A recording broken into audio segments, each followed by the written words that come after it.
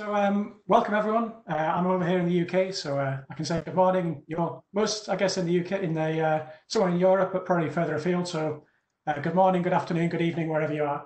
My name's Robin Moffatt. I'm a developer advocate at Confluent. So that's Confluent, the people who work on Apache Kafka, not who build wikis.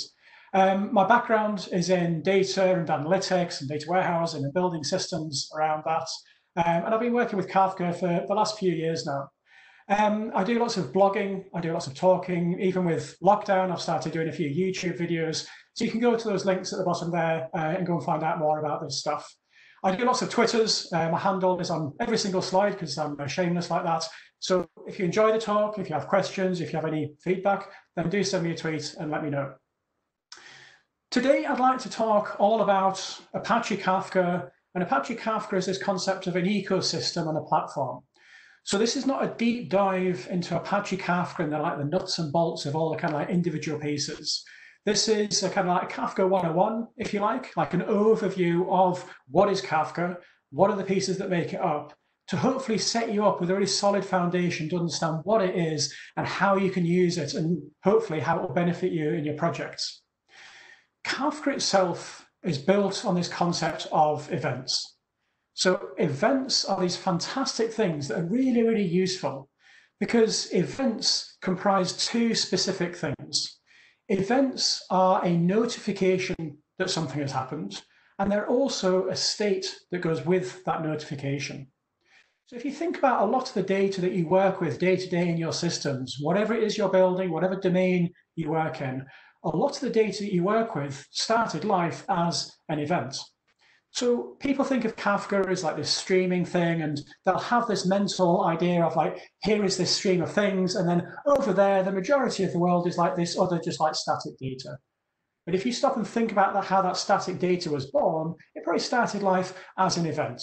And many, many different things are events. You have human-generated events. You have people interacting with our businesses. You have people buying things or clicking on our websites. You have inventory moving around between your warehouses. And these are events. There's a notification, someone bought something, and there's state. What was it that was bought? What was the item? Where was the shop? What time was it? You've got an event of things moving around warehouses. The notification, something moved. The state, what was it? Where did it move from? Where did it move to? But it's not just human-generated events. Machines generate events as well.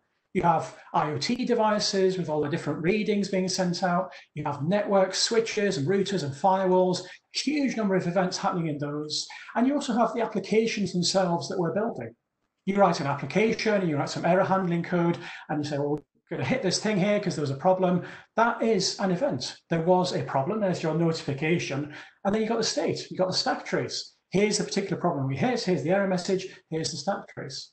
And so applications, they'll probably chuck out a message to a log file. But those things that we're chucking into a log file are events.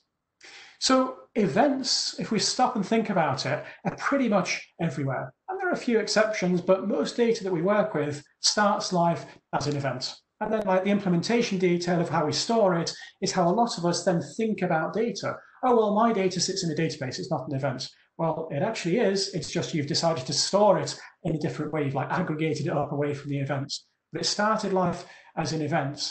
And these events are very, very powerful. There's a lot of good stuff around like event-driven systems and event sourcing, because people realize that if you have events, you can rebuild state. You can drive systems in an asynchronous, loosely coupled way by saying, if something happens over here, this thing needs to respond, but we're not going to tightly couple them together. We're going to start pulling this thing to say, have you done it yet?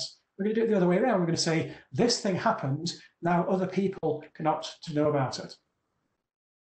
So events are really powerful, but how are we going to actually use them? Or as the buzzword would say, how are we going to leverage them? But we mean use. How are we going to take advantage of these fantastically powerful things? We need a platform on which to build with them. So we're going to start small. We're going to start with an event. But obviously, events happen continually over time. So now we've got lots of events. So we need to think about how we're going to capture these events, how we're going to work with them. And for the moment, we're going to think of an event simply as a key value pair. We're going to drill into this concept a bit later on in this talk, but for now, just bear with me. We're just going to think of an event as a key value. And this could be an order being placed, it could be your application throwing an error, it could be a temperature reading from a device. It's just an event. So we store logs in this very, very simple but very powerful idea of a log. And this log is not your application log file that's like log.txt, we use log4j or whatever. I suppose that is a log, but a log that I'm talking about here is a much more foundational, fundamental concept, which is where we say this log is where we put our events and we append them as they happen over time. So something happens, we write it onto the log, and it's append only. It's append only, and it is immutable. So because it's immutable, that's very, very powerful, because we can say, here are the things that happened, and we know that none of them have changed. So if you imagine having a conversation with someone and you say things and someone else says something, and maybe you get into an argument and you say some heated things that you probably wish you hadn't said with hindsight, but you've said them. It is immutable. That event has happened, that fact has been said, that sentence was said in anger, and you can't go back and change that. It is immutable. All you can do is like hopefully put down another event to try and counteract that and apologize and undo what you said, but it has been said, it is immutable, and so is a log. So a log is like a commit log of all the things that have happened of our events. So events happen over time, and it gives us this idea of the log. So the log is what underpins everything that we're doing here. So it's a very simple but a very powerful concept. So if we think of this idea of taking all these events that are happening, we store them on a log, at some point we're going to say, well, that's not necessarily manageable, just have like one log with all these different types of events going on, because we've got lots of different types of events, we've got lots of different entities. So we say, well, okay, let's take this log and we're going to carve it up and we'll call it topics. Topics is a fairly well-known term. If you're from the database world, like I am, you'd probably think in terms of tables. But here we've got things like clicks on our website. So people are clicking around our website. Those are events. There's a notification. They did a click. There's state. What was it they clicked on? Who was the user? What's their user agent? And so on. We've got orders coming in. So if someone placed an order, there's our notification. Or the order shipped, there's a notification. Here's the state around it. We've got another example topic here called customers. And people don't always realize this first off. They'll kind of like think, well, clicks and orders, those are obvious events, and I can kind of easily see how those would go onto a topic and we'll store those in an event platform. But customers are like what we'd call reference data or lookup data. And does it make sense to put those into a series of events? But if you think about it, customers or any kind of data like that are created through an event. It gets created, there's your event. And it gets updated, and it gets updated again. And so a customer registers on our website, there's your create and the state that goes with it. They move house, they update their address, there's your event and the state that goes with it. And if you capture all of those different events to do with your customers or your product reference or whatever, you end up with a series of events that you can replay to give you the state of that particular entity. So in data warehousing analytics, we talk about facts and dimensions. And it's the same kind of thing here. All of these things live very, very naturally when broken down into events. Because with all of these things, we can replay them to rebuild state when we want to. So we cut up our log into what we call topics. And this gives us the ability to arrange our data into kind of separate entities to make it appropriate for use. We're going to cut it up one further time. And we're going to do this as a way of giving us a system which is highly scalable and performant. So each topic can have one or more partition. So partitions take that topic and they cut it up and they say, well, within this topic, we're going to have maybe 3 different partitions. And the reason for doing this is that we can then spread that data across different nodes, because Kafka itself is a distributed system. We'll talk about that in just a moment. So we can distribute the data across different ones by having separate partitions. But you can also use it for parallelization of reading and processing that data. So instead of just having like one log file that you can only read through sequentially by one user, instead we split it up into topics and partitions within those topics, and now we can process that data at very, very high scale. So we started talking about getting data in, we've started talking about getting data out. So let's talk about this concept of pub/sub. First off, publishing the data to the topic. How do we get that data? How do we get these events into a topic? We use the producer API. So Apache Kafka, it ships with a Java client, and there's other client libraries for C, C++, Python, .NET, Go, and like every single common language there is. If there isn't one for your language of choice, or you'd rather not use that, there's also a REST API you can also use for producing data. So whatever it is you're using, there's always a way to get data onto a Kafka topic. As we said, the data goes on to the end of the topic when we produce it. Those events get appended to the end of it. If we're talking about using a producer that's going to write across different partitions, it will handle allocating those different partitions. The producer code looks something like this. If you're using Java, we say we're going to spin up a producer, we're going to connect to a broker, and we're going to send messages in this particular way. So at the beginning, I talked about events, and I said, for now, let's just talk about events as these key values. Now let's drill into a little bit more about what we mean about that. Because Kafka itself just treats those messages as key value bytes. It just says you've got a key part of the message and you've got a value. And that could be like foo and bar as your key and your value. It could be your key is 1 and your value is a hugely complex schema. Like a tweet is a good example of an event. It's got a key, which might be the tweet ID. And then the value of a tweet is like, if you've used the developer API, you'll see like a hugely nested structure of like all sorts of stuff. So the value itself isn't just like one single value. The value itself could be hugely complex nested if you want to. You don't even have to specify a key.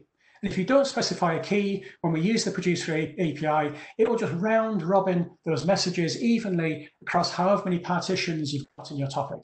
So you end up with a nice even distribution, but within partitions, we have this guarantee of ordering. So when you write data into a partition, you're guaranteed by Kafka, by the way it's built, that when you read that data back, you'll get it in the strict order that it was written to that partition, which is really, really useful because we've got this immutability guarantee that stuff's not going to be changed once it's being written to it. We've also got this strict ordering guarantee, which means that we can say, well, I'm going to take this particular instance of an entity, like a particular customer. I'm going to read back all of the events that we've got relating to that customer or this order or whatever. And I know I will get every single one, and it's not being changed along the way because it's immutable. And I know that I'll get every single one in order. But that only applies within a partition. So if we're doing that kind of thing, we need to make sure that we've got all of the data relating to our particular instance of an entity that we're interested in on the same partition. And that's where keys come in, because if we don't set a key, the data just gets round robin, evenly distributed across the partitions, which might be fine, but you might actually want to ensure that we do have that locality in the partition for each instance. So for that, we set a key, and then Kafka Producer API uses a hash of that key to make sure that every key value ends up on the same partition every time it gets written to. So you then end up with the data spread across the partitions, and this is where choosing your key appropriately comes in, because you want to make sure you set it based on, I want all of these events to be strictly in order for a particular customer or something, but you also want to make sure you don't end up with lumpy distribution. So if you said, I'm going to partition it, I'm going to use a key of location, that might not be so good because you're going to end up with like one partition that's hugely overpopulated. Maybe if you break it down by city, like the capital city will have loads of records, and like really small, low populated areas will have much fewer records in their partitions. So you need to pick it appropriately as well for bearing in mind how you're going to spread that data out. So this producer API, it's a client library, it's an application that we write. It gets the messages onto the topic. It handles talking to the brokers. It handles the partition logic. There's various different languages. There's the REST API as well, if you want to use that. So we've got the data onto a topic. How do we get the data out? And this is a little bit more complicated for good reasons, because it's very, very powerful. But producing data onto Kafka is basically like, where's my Kafka cluster? And here's the data, and off you go. We're going to talk about serialization later. That's where it gets a little bit more interesting. But for now, producing data, chuck the data, and we're done. Consuming the data is really interesting. It's very, very powerful what we can do here. When we go to Kafka and say, I would like to read a message, that access is only sequential. You can't do like random access and get like, give me the value for all of these particular keys, or like do searches on it like you would do in a database. It doesn't work like that. We've got a log. We've got this immutable append only log, and we can seek through that log to a particular place in it and then start scanning through and reading those messages. So our first consumer comes along and they connect to Kafka, say, I would like the messages from the orders topic. And Kafka says, OK, here are all of those messages. Now, if you're thinking of Kafka in your little mind model of technologies that we've got to try and comprehend these days, like all these different terms and stuff like that, if you've got Kafka bucketed in that same area as transient message queues, then you need to scratch that and like reevaluate. Because Kafka is actually an event streaming platform in its own right. It's not transient message queue. That's one of the most important things to understand. It's a distributed commit log that we can send messages to and we can read messages from. But when we read a message, it is not deleted. Even if another consumer comes along and says, I would also like to read those messages, Kafka doesn't say, oh, well, 2 consumers have read that, so I must be done with them, I'm going to delete it now. Kafka says, you gave me that data, I appended it to the log. It will stay on that log until you tell me to get rid of it. So regardless of what the consumers have done, we say to Kafka, this particular topic here, it's got information about clicks on the website. I'd like to keep 7 days worth of that because that's kind of the business use case of processing that data. This topic of orders, I'd like to keep that for 10 years, please, because that's when we're going to need to use it. This topic of customers over here, we're going to keep that forever, because we want to have that as our system of record for all of our customers. You know, when they're created, updated, we can use that and we can replay it to build the state anywhere else we want to, but we're going to keep it forever. So when the consumers come along, they simply say to Kafka, I would like to read data from this topic. And Kafka will either say, OK, here's every single new message as it arrives, or it'll go back to the beginning of the topic and say, here is every message that I've stored and scanned through, and here are all of those, and then here are the new messages as they arrive as well. Consumers can even say, well, I've read those ones from here, and actually I'd like to replay them. So my application was running, everything was good, and then downstream of my application, something went bang. We realized there was a bug in the code. I would like to rewind. I would like to skip back to a particular offset. So like go back to offset 42, or I would like to go to an offset based on timestamp. I would like to start reading messages as of yesterday at 3 o'clock. Kafka says, OK, that corresponds to this offset. Here you go. Here are the messages since yesterday at 3 o'clock. And then we keep on scanning through until we get to the end of the log. And then the consumer keeps on reading those new messages as they arrive. So when a consumer reads a message, it is not deleted. Consumers don't even have to exist. They don't even have to be in the thought of yet when we write data to Kafka. And this is one of the very, very powerful things, because we can then say, I subscribe to this, or I don't subscribe is a silly term to use. I agree with this idea of events being very, very useful and very, very powerful. So I'm going to embrace this, and my application or my system is going to say something happened. Someone clicked on something, someone bought something. I'm going to produce that event to Kafka because that's probably going to be something that someone else wants to know about. And that's all the producing application has to do. And now your consumers can come along and either they were built specifically for that particular use case and it gets produced and then they consume, or it could be a consumer comes along next week or next month or next year and says, oh, we've got a topic of orders, that's really useful. I'm going to go and read those. So long as we've set the retention appropriately on the topic, anyone with the appropriate security setup can then come and read those messages. So a consumer, here, again, here's the Java example. We connect to the broker, we poll the broker for a particular topic, and we receive those messages.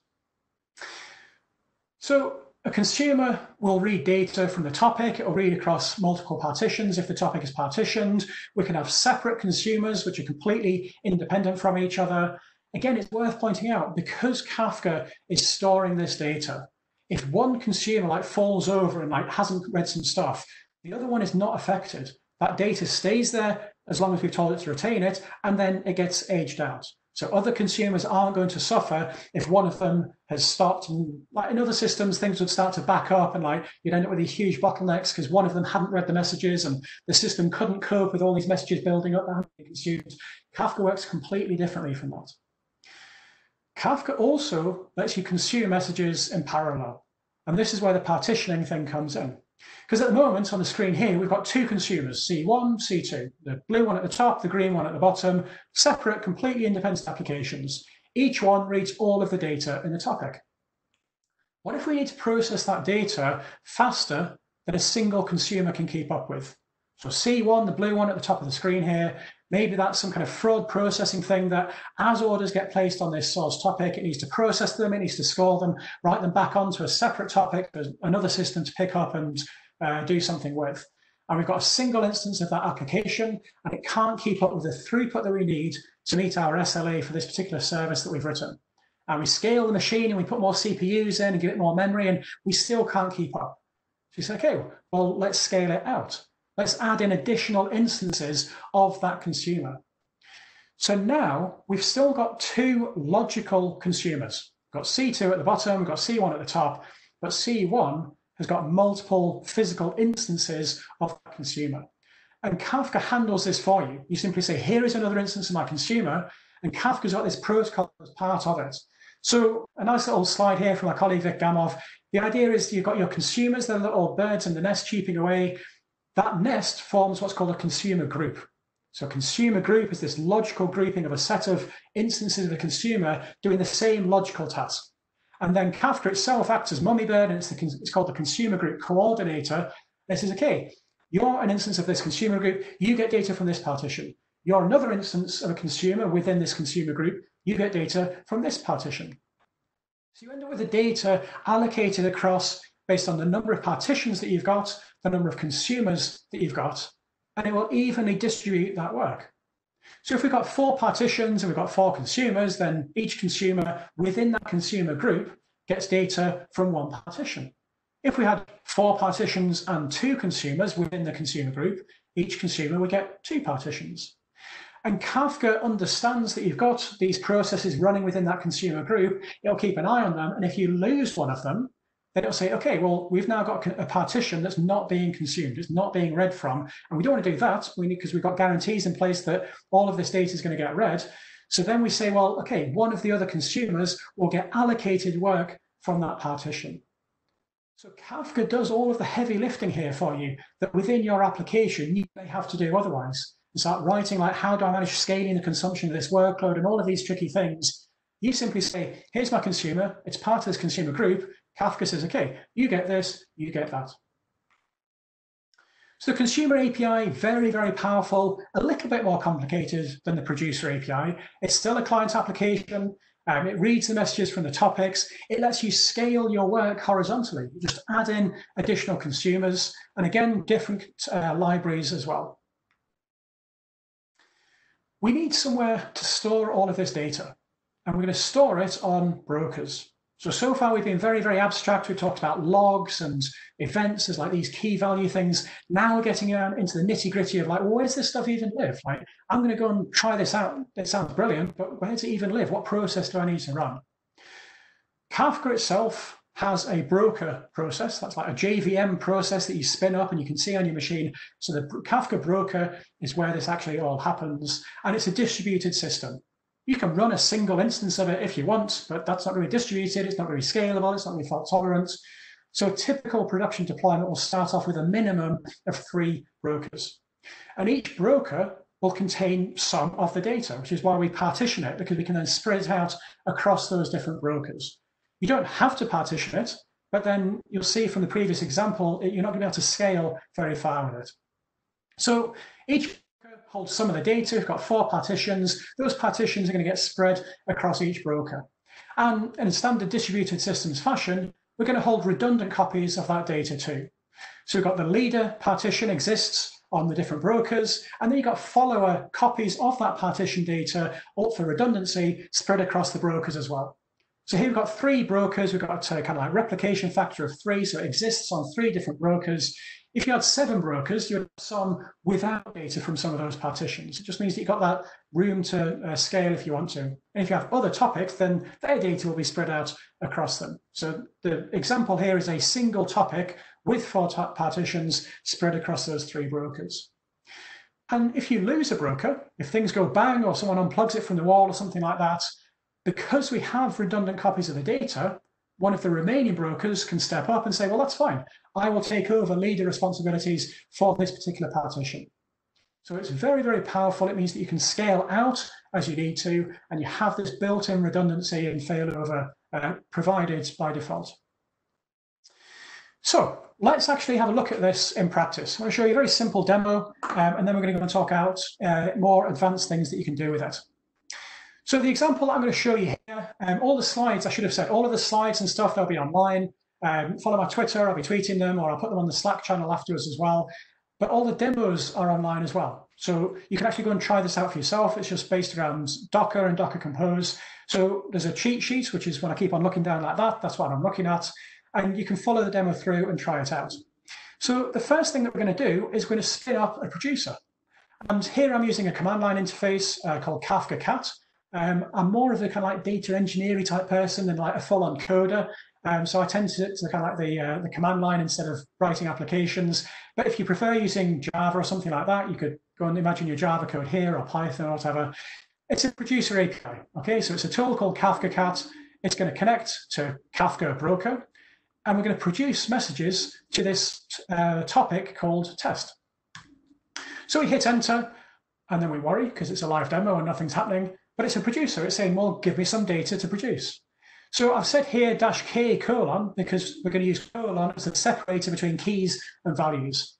So let's send it a message. There's our key called 1. I'm going to say, hello, NDC.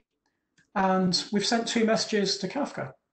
We've sent them to the topic. So now we can read them from the topic. So I'm now going to spin up a second process. So in the bottom of the screen here, we're going to create ourselves a consumer. So pretty much the same commands. Here's my broker, here's my topic, and then -c because you want a consumer. There's our 2 messages. Hello, NDC. You'll notice there it's just showing the values of those messages, not the keys as well, because that's what it does by default.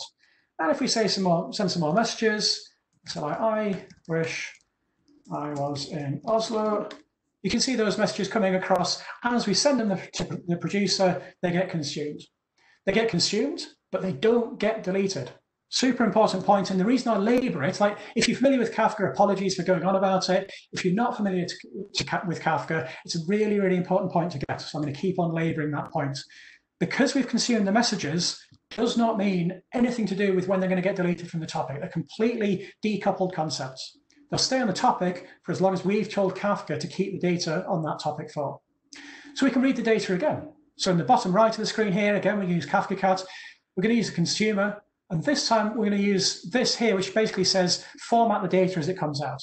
So it's going to read the messages and it's going to say, okay, we've got data from the test topic. It's from this particular partition. Here are the offsets of those individual messages. Again, we can see we've got the values and you've got the key. So you've got the key to the messages, which is also being displayed. And if we send some more messages now, so like this one doesn't have a key. So we send a new message there. It doesn't have to have a key. You send that across and both the consumers get that message straight away. And you can see down here where we're showing the key, it has a blank because we don't have a key. And we can send more messages. And you can see as we send those messages, they're going straight across to those consumers. If we go to the consumer here and clear that so we can see what's going on, we can also say, well, I would like to read, instead of from the beginning of the topic, just start at this particular offset, just start at offset 6. So we know that we got to offset 5 last time. We've decided that we want to, we got to offset 10 last time, and now we want to reprocess. So we say, okay, we're going to go back to offset 6. This is okay. Here's the messages from offset 6 onwards. In saying that, I realize I've omitted a very, very important detail, which is that as consumer applications, it's not our responsibility to track the offset. Kafka tracks the offset for you. So as a consumer, you read the messages and you say, yeah, I've processed those messages. Kafka stores the offset for each consumer. So when our consumer reconnects, Kafka says, okay, this is where you got to last time, and off you go. And as a consuming application, you can optionally say, never mind that, I would actually like to start from this point here. But Kafka tracks those offsets for you. It's a really important point to have made.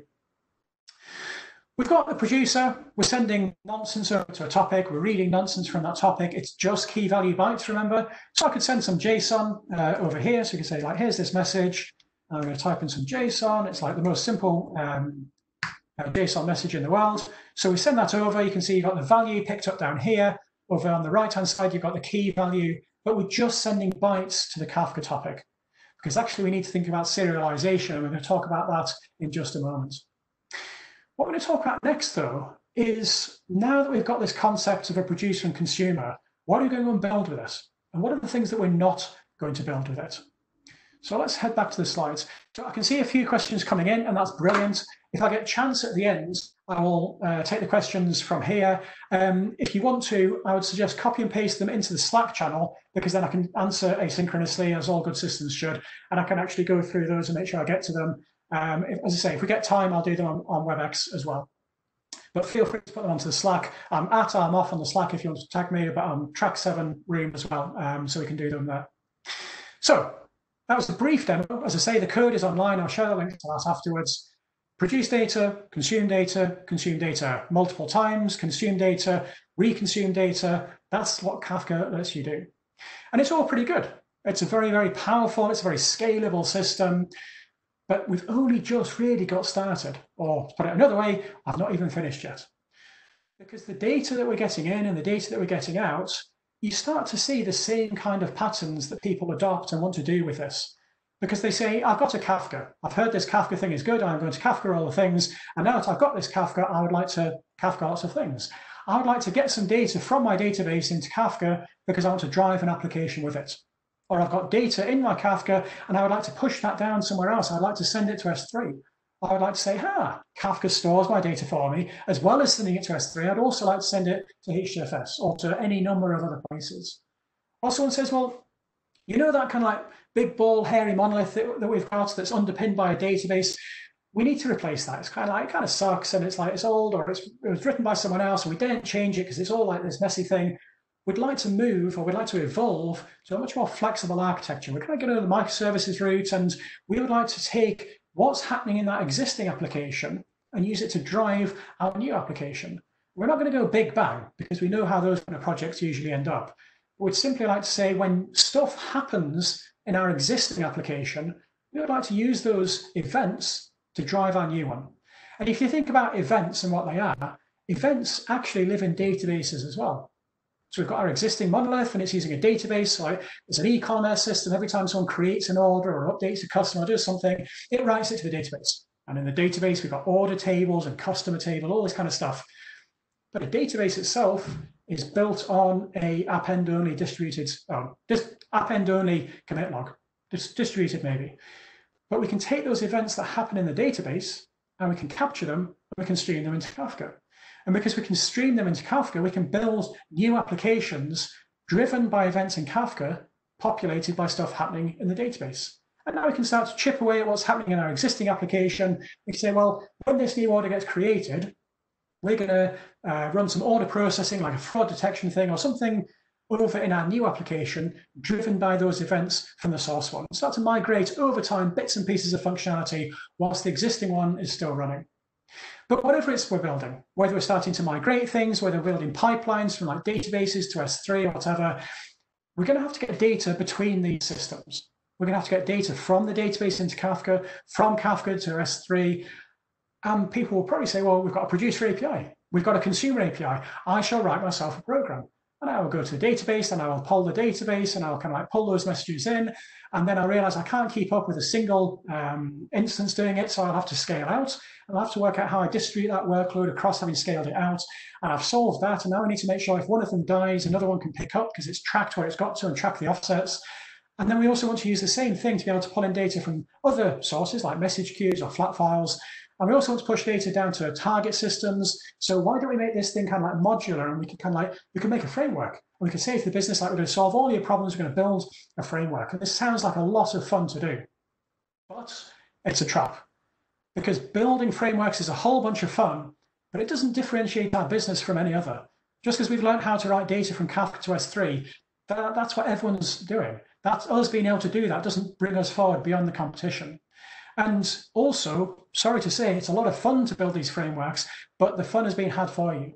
Apache Kafka includes its own framework for integrating other systems into Kafka, and it's called Kafka Connect.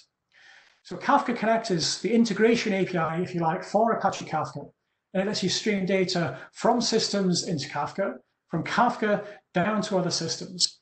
And it means that you can do all of this integration. And you can do all of this integration from databases and message queues and flat files down to data stores and NoSQL and cloud object stores and wherever you want to get and put your data as either just like flowing through Kafka as a pipeline, or driving applications in Kafka, or taking the results of applications produced into Kafka down to other places for analytics. You can do all of this, and it's driven by configuration. You simply say, here is my JSON. It declares where I'd like to get my data from, where I'd like to put my data, which topics, and so on, and off we go. And Kafka Connect is pluggable. So you can say, I've got my connectors, which talk to particular technologies. I've got my converters, which handle serialization, which I promise we are just about to get onto. You can even do transformation work on the messages as they pass through this pipeline. You can say, I'm going to ingest from the database, but I'd like to drop out these particular fields before we even send them to Kafka. I've got these fields here. I'd like to change their data types. I'd like to change the schema. You can do this as it passes into Kafka, or for a sync connector, as you take it from Kafka and write it downstream. You can go to Confluent Hub to download all of these different connectors and converters and just search for your particular technology and do a command line install, or click on it to do the installation, and off you go. To run Kafka Connect, it's just a JVM process. It doesn't run on your brokers. So on your broker machine, that's like where your broker runs, and you'll have separate broker machines. Kafka Connect runs separately, unless you like prototyping, in which case it all runs on your laptop anyway. But for an idea of how you deploy it, Kafka Connect runs separately. It's a JVM process within which the different connector tasks run, and you can scale it out. So Kafka Connect, under the covers, it's using producer consumer APIs, so it can also benefit from Kafka's ability to scale and have fault tolerance and reallocate work as it needs to. And if you lose a worker, you scale this out, it's fault tolerant, you can bring the work, or Kafka Connect will bring that work back into a place where it can run if you lose a worker. So Kafka Connect is this integration API for Apache Kafka. You've got a whole bunch of different connectors that you can plug into it. But we now need to think and finally address this point of serialization. Because I started off this talk by saying, well, let's wave our hands a little bit and just pretend that events are key values. And kind of we'll brush the rest of that detail under the carpet. Now is the time to pull back that carpet and actually examine what's going on here. What is a key value message? What are we actually doing with this? Well, key value bytes are what we send to Kafka. And as developers, as software engineers, as whatever our job title is today, we need to work out how we're going to serialize it. If we're reading the data, we need to know how we're going to deserialize it. And hopefully, we don't just play eeny, meeny, miny, mo between one of these different terms and pick the one that's got the shortest abbreviation, because that'd be a terrible idea. We need to understand what are our options for serialization, what are the implications of picking the different ones. And this is where schemas come in, because schemas and serialization are very much intertwined. Take a step back for a moment. Think about how services, without Kafka, as dreadful as it sounds, how services communicate when they're synchronously coupled. One service says, I'm going to send this data to you, and the other service says, I'm expecting to receive that data from you. And I'm expecting to have these fields in it, and these types in it, and these values, and so on. And so schemas have services have a contract between them, and this contract is their API. And it says, this is what I will send, this is what you will send, this is what I'll send you, this is what I'll expect to receive. And you don't have to do this synchronously, like REST or gRPC or whatever you're going to use. You could use an event. You could say, actually, we'll use Kafka to kind of asynchronously couple our services together. So instead of saying, I will send you this, I'll wait for you to send me something back, you say, okay, someone came to our website and they created a profile, or they updated their profile. So I'll put that event onto a topic. I'll put that onto the queue. Another service says, well, that's good. I will read that. We can start acting asynchronously because they don't have to be tightly coupled together. So we get a bunch of benefits from making that more loosely coupled. So we've got topics as the way of transferring that data between them. So we've got a website, and it's an insurance website. So someone updates their profile, and the quote service takes that update and it does some scoring. It puts it back onto another topic for the profile service to receive. But the way that happens with Kafka, almost always, is that you'll start off with an initial use case. And always start with a use case. Never start with it just because it sounds cool and you heard about it at a conference. Always start with a particular use case that's appropriate for it. But people will say, well, okay, we're going to use asynchronous coupling between these two services because it makes a lot of sense. Every time someone changes their profile, we'll put that onto a topic, and then our quote service will subscribe to that topic, and it will receive those updates. But then someone else says, oh, you've got a topic with information about customers every time they change their details. That's really useful, because we want to take that information and we want to persist that down into our database. We're going to use that topic as the system of record, and any changes, we're going to reflect that in the database over here.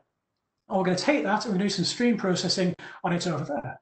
And this is the beauty of Kafka, because the profile service is doing absolutely nothing different. It's just continuing to produce events onto a topic. The quote service is doing nothing different. It's just continuing to read events off that topic. It's just that now other teams can take advantage of that same data in a loosely coupled way to come on and say, well, that data is useful. We will also use it. But now what happens is that we've got this data that's being interchanged between these services. And at the moment, we're saying, like, we've got a user ID and it's an integer, we've got an address and it's a varchar. What about some of the other fields? What about the time at which the profile change was made? And to start off with, we use a big int, and it holds the number of milliseconds since 1970, since the Unix epoch. And the team that came along said, we're going to put this into a database. That's useful. OK, it looks like it's a number, so we're going to model that into the database. And the stream processing team say, well, that's fine. It's a big int, and we're going to process that. And that's fine. And everything gets on nicely. But then the profile service and the quote service sit down together. And they say, oh, yeah, instead of a big int, we're going to use a varchar, which is probably a bad idea for timestamps, but we're going to do it anyway. So we're going to change. So the profile service says, OK, that's fine. I will now send across the timestamp as a varchar. And the quote service, like, they knew about this because they sat down together and said, OK, we're going to expect that. And we're going to move fast, and we're definitely going to break things. Because now we're sending across what was a big int as a varchar. So all of this lovely loose coupling that we've done, all of this benefit that we've got of building around events, now, if we're not careful, we're going to undo all of that. Because if we're not careful, we start using this as our message format. And someone says, oh, yeah, serialization. OK, well, let's just put like tab separated. Like, what's it really matter? I don't understand the fuss. This is my warning. Understand that fuss. It really, really matters. If we eyeball this, we can see there's an address, there's probably social security. We have no idea what the field names are. We have no idea what the separator is. We can probably guess. We have no idea what the data types are. We could probably guess. And so instead of guessing at it, we're going to do invariably what humans do, which is go and phone up another human or email them or Slack them or whatever and say, what's this field? What's this data type? What are these things here? And by the way, if you change any of this, please tell me. And because we're an organization and we're big and we're enterprise, we'll have a change review board. And now instead of moving fast and breaking things, we move really, really slowly. And we probably still break things. And we tightly couple our systems back together. Wouldn't it be great if there was a different way of doing it? It turns out there is. So instead of playing eeny, meeny, miny, mo, and saying, well, we've got to serialize the data, Kafka's just bytes, and like, we'll just pick one of these, we're going to pick one of these with a lot of conscious thought. We're going to say there's some really good ways to do it, there are some mediocre ways, and there are some fairly crappy ways also. We're going to use a serialization method that has got strong support for schemas, that lets us enforce schema compatibility guarantees, that lets us actually check when we write data, is that going to break things? So we're going to say when the producer comes in, it's going to serialize data, and we're going to use Avro, we're going to use protobuf, we're going to use JSON schema. The schema itself gets stored in the Confluent schema registry. The producer can enforce a compatibility check and make sure that what we're writing is compatible with that schema that we've declared, and it puts the data onto the topic. The consumer comes along. Not only does it make sure, does it say, well, this is great because now you're not sending the random things which is just going to break me because we've got compatibility guarantees. The consumer can go to the schema registry and say, what's the schema? Instead of having to phone someone up and that person's on holiday and we're not quite sure who else is managing it and so on, the consumer goes to the schema registry, which is a computer who doesn't go on holiday, and it says, what's the schema for this particular message or for this particular topic? It says, well, here is the schema. And the consumer laughs and sings with joy because this is brilliant. Because the consumer can now go and do things, and it can say, well, I'm a Kafka Connect consumer. I'm going to take that data. I can now go and declare a database table because I have the schema, and I can go and populate it. I don't have to go back to the people who produced the data. The schema registry itself stores its data within Kafka, which is pretty cool also. To use it, you use the appropriate serializer within your producer code. So schemas and schema registry is so, so important. Kafka itself as a concept of like, we can do all this scalable, fantastic pub sub and it's persistent and that's great. It's very, very powerful. But there are too many examples where people have started at that and thought, this is great, I get Kafka now, I'm done. See you later, guys, and I'm off to go and build this. And if you don't have the other stuff around it, like let's have some good forethought about serialization, about schemas, you end up having to refactor an awful lot 6 months down the line when you realize the pain that happens if you don't have strong support for schemas in what you're doing. I want to finish up with the last piece of the puzzle within the ecosystem, or the last big piece in the puzzle within the ecosystem. Because these applications that we're building, these consumers that are coming along and saying, this is great, we've got schemas and we know how to deserialize the data and we can read that data and this is happy days. What are we actually doing with those messages when we read them? We're probably doing a fairly common set of patterns that can be distilled down to a few specific things. I want to give you an example with a specific set of data instead of just talking in abstract, hand-wavy stuff. Let's imagine we've got a factory and we've got robots on that production line. And within those robots, we've got lots of lovely instrumentation and IoT type stuff going on. So every step of the way, we're getting sensor readings with timestamps and all these different sorts of values. These are a perfect example of events on a topic. And we're going to read those events and we're going to do things with them. But what are we going to do with them? We're going to do a fairly limited set of things. We're going to do things like saying, I want to read this and I want to filter it. So read these things in. If it matches this condition, go and put it somewhere else or go and do something. I want to take these things in and I want to aggregate them. I want to count how many of these things happened within a particular time frame. What I want to do, so I want to aggregate it and I want to alert on it. So count these things, and if it's over this amount, or take an average, and if it's over this amount, go and do something else. Or I want to take these things, I want to process them, and I want to push them downstream for analytics or whatever else. These are the kind of things that fit into a lot of applications that we build, and are a good example of stream processing. We've got a stream of events that's being built up over time. These events arrive sequentially over time, and we want to filter it. We want to process it. We want to aggregate it. We want to do stuff to it. We want to say, okay, we've got a stream of widgets, and widgets have got colors. We would like to filter that stream of widgets, and we'd like to say, I would create a separate stream of widgets which are red. Any yellow widgets, I'm going to ignore them. The red widgets, we're going to go and put onto a separate topic to go and drive a special red widgets microservice that's responsible just for doing something to do with red widgets. That's fine, and we can do that, and we can do that using stream processing.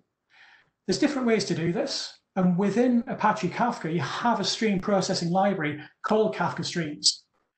And Kafka Streams is a Java API, and you bring it into your Java application that you're writing, and it lets you do stream processing. It lets you say, take messages from here, filter it for there, and go and put it over there. And so it gives you this framework, which means that you don't have to go and build it. You don't have to go and deploy a separate set of stream processing things over there, like separate technologies, so like feed and water in a separate different way, and make calls out to them. You can do that stream processing within your application. You write a Java application, it's responsible for driving a dashboard or responsible for servicing user requests. How many things of this thing have happened recently? Take this thing and draw this picture on the thing with an aggregate of that or a filter of that. You can do that stream processing within your application that you're building instead of having to call out to separate things. So instead of just consumers, we end up with a set of stream applications. And just as you deploy your applications in a certain way that's specific and works for you, you test and you deploy your stream processing applications in exactly the same way. It's just a Java library that you're bringing in. But not everyone writes Java. There are plenty of people using other different languages or who aren't really coders at all like me. In which case you say, well, wouldn't it be nice if there was a different way to do stream processing that you could express in a more abstract way, using a decorative language, maybe like SQL, for example. This is where ksqlDB comes in. So ksqlDB is built on top of Kafka Streams. It's part of Confluent platform, and it means that you can use SQL to declare what you'd like to do with your streams of data. I've got a stream of widgets. I would like to create a new stream, a new Kafka topic, populated by these widgets matching this particular predicate. And that's a proper working example of some ksqlDB code there. There's no boilerplate around it to deploy. You take that and you send it to the server using the command line interface, using the REST API, and it'll go off and it'll run and it'll continually populate this new Kafka topic using the statement you've given it.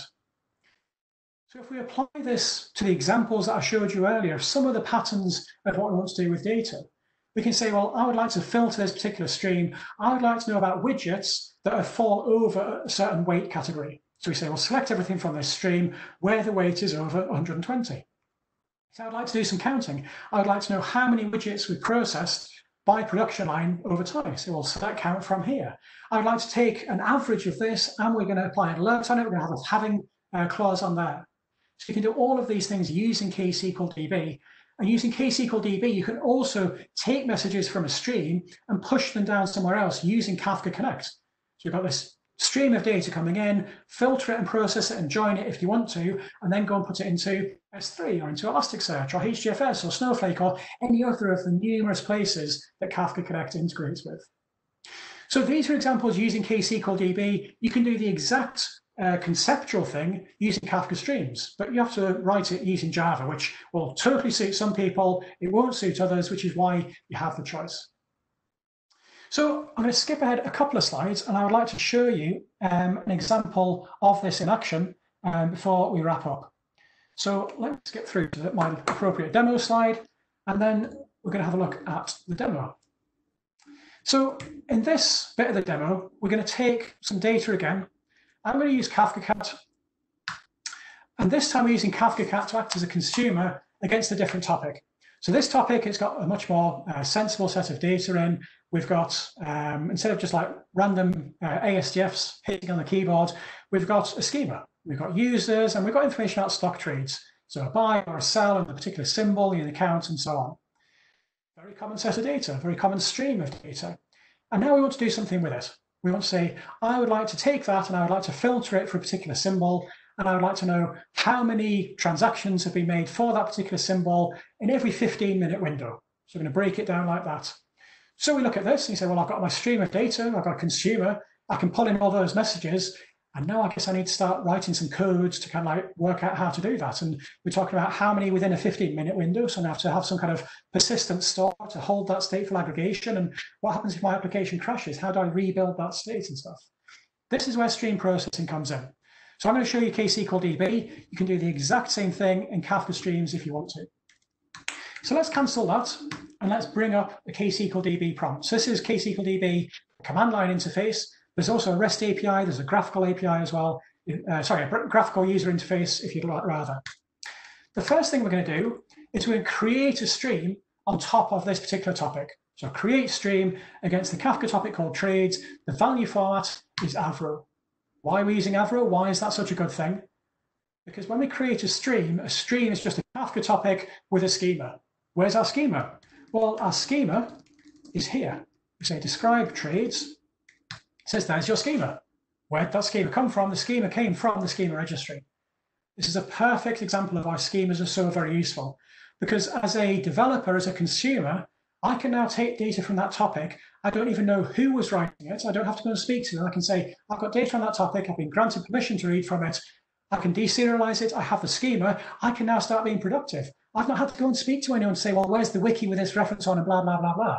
I have the data. I have the schema. And because I have the schema, I can now start to interrogate the data.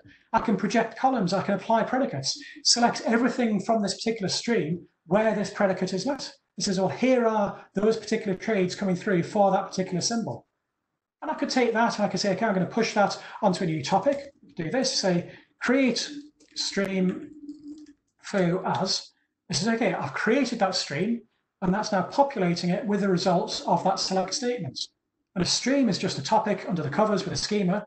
Let's say show topics. We've got a new Kafka topic called foo. I can say print foo, so I'm just acting as a consumer here. It says, well, here's your topic called foo. And within that topic called foo, you've just got the values appropriate to that symbol that we asked for.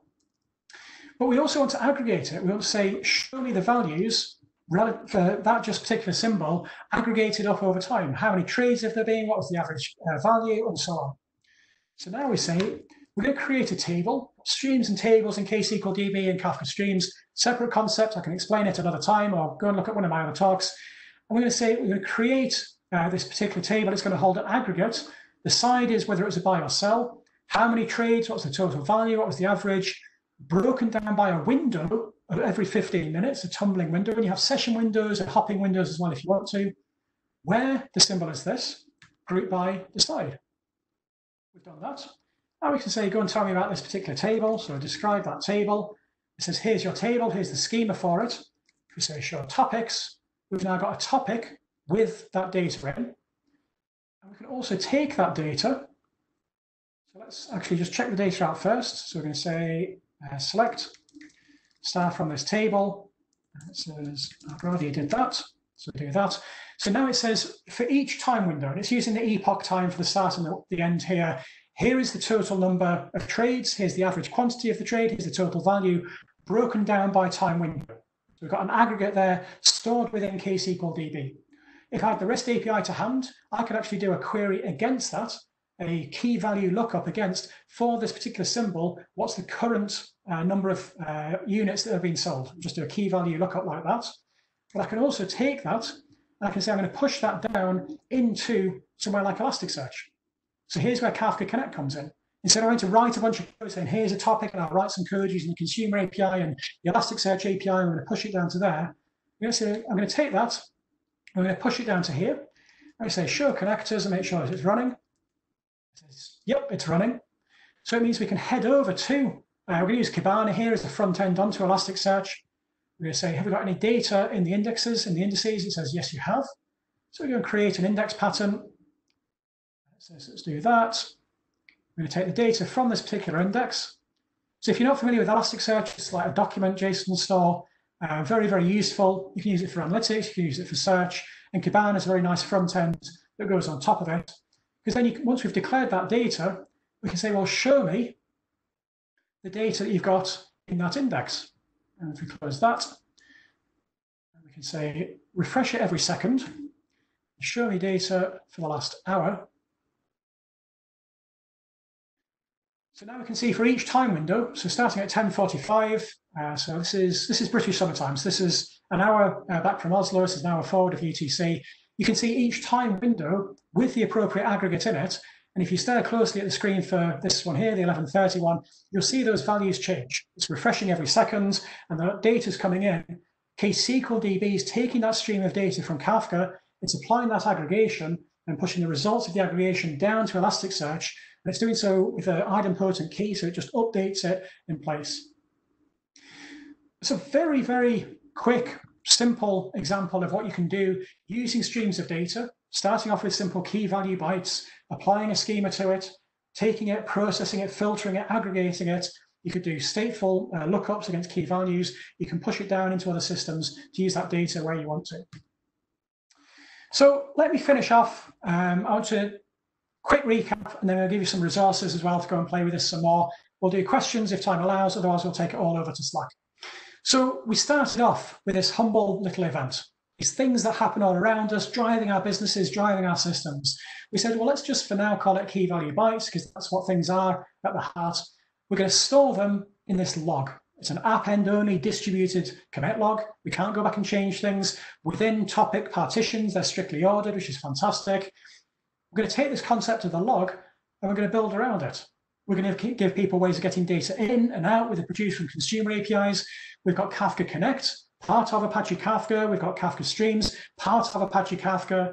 So we've got a full set of APIs for getting data in and out, for doing integration, for doing stream processing. We've got Confluent schema registry, we've got Confluent ksqlDB, additional pieces of the ecosystem that let us build these powerful systems, all built around events, which are kind of like everywhere and which are so very powerful. Hopefully that's whetted your interest in Kafka if you didn't know it already. Hopefully that's solidified your understanding of it already if you did know it. If you want to know more about Kafka, you can go and get these books for free off our website. Go to the URL, scan the QR code. I Love Logs, I Heart Logs is a great foundational text for understanding this idea of a distributed commit log and why it's so powerful. Kafka Definitive Guide is a great place to go and really get into the weeds with Kafka. Designing event-driven systems, again, really good for understanding the architectural concepts around this.